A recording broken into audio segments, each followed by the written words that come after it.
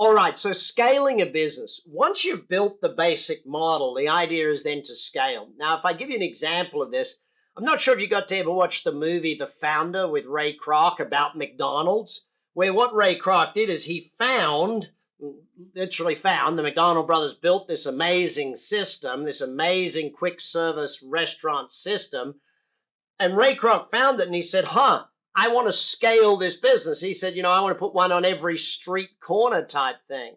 A lot of the times in business, I try and be polite about it, but it's hard to be polite. What's the use of building an amazing business, getting all your systems right, your team building right, the marketing right, the customer service right? What's the use of getting all of it right and doing it only in one location? If you've got a model that works, why not look at how to scale that model and put it in multiple towns, cities, states, countries, whatever it might be that you want to look at. Now, you don't have to scale, but oftentimes once someone gets to that level, they're like, okay, now that we've got it working, maybe we should put this in multiple locations around the area that you're in. So what are the 5 core disciplines of scale?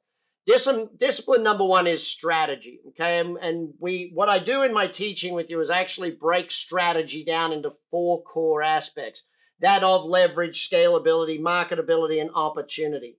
And taking you through how each of those contributes to the strategy that allows a business to scale fast or a strategy that makes a business scale slow. And that strategy is of all importance when we get to really wanting to grow at speed type thing. The second area we look at is the people side to it. Now, I go back to what we started with, the team building sort of thing is, as you build your people, they build your company. Well, a scale business is where we have to get very much more professionalized, okay? The level of systemization, the level of team, the level of what we do with our people is different.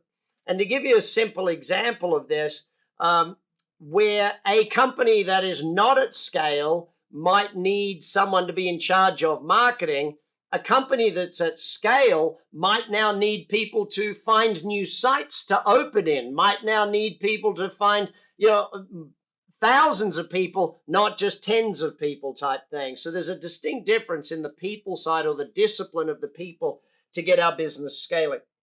The third area that we look at is that of business development. Okay, now business development, we've touched on a little bit of the marketing side of it, but biz dev, when we break it into a scale business, is again very different. Lots of customer acquisition.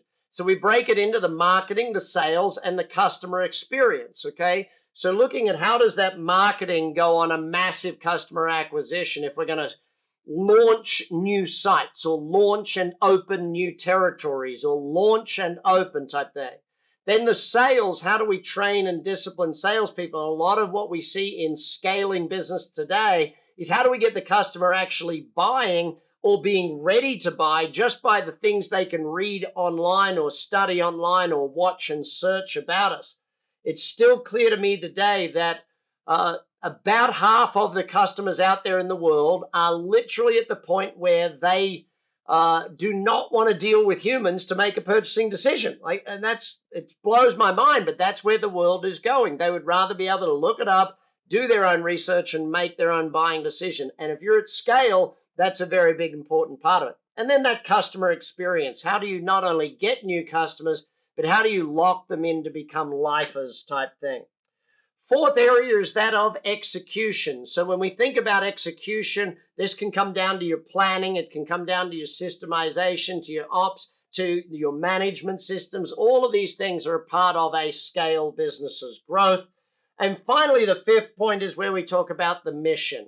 Scale businesses operate differently to other companies. Scale businesses really focus on the fact that there is something greater than just making money. There is a mission for it. And it's almost like customers love doing business with you and your people love coming to work. It sort of feels like they're on a mission rather than coming to work. It feels like they're aiming to achieve something rather than just showing up every day to go to work type thing. Really important aspect of getting the 5 core disciplines of scale. All right. Next, I'm going to teach you my success formula. I want to go into a bit more about how you grow as a great business owner so you become an epic entrepreneur What does the formula for success look like? We'll break it down into 5 steps next up.